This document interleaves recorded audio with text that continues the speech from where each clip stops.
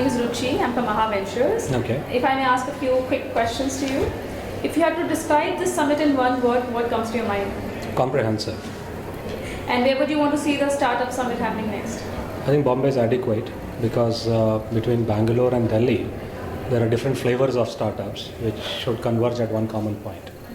Bombay looks adequate to me. There were 4 sectors which have already been covered in the summit. One thing that comes to mind that should be again a focus. So I'll put on 2.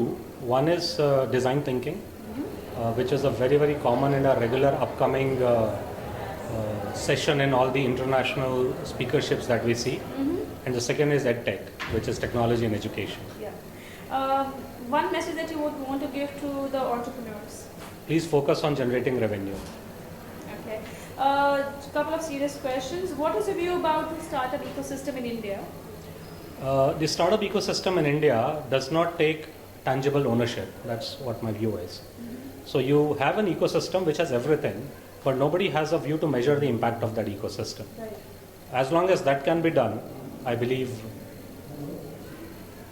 that would be more sufficient. So from the perspective of the kind of ecosystem, it's everything available.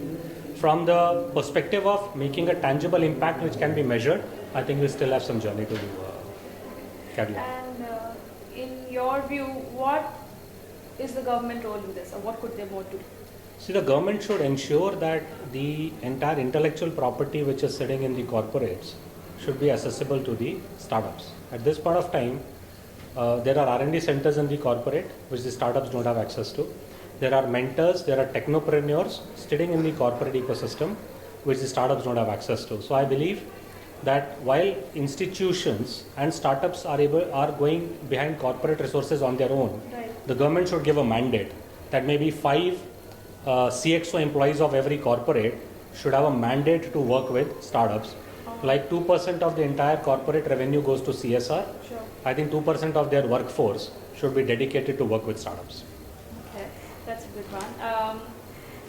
The tagline for the STARup Summit says it's time. In your mind, what does it mean, start? Well, it says that time is a paucity and you should always prefer speed over precision. Okay, thank you so much. Thank you for your time.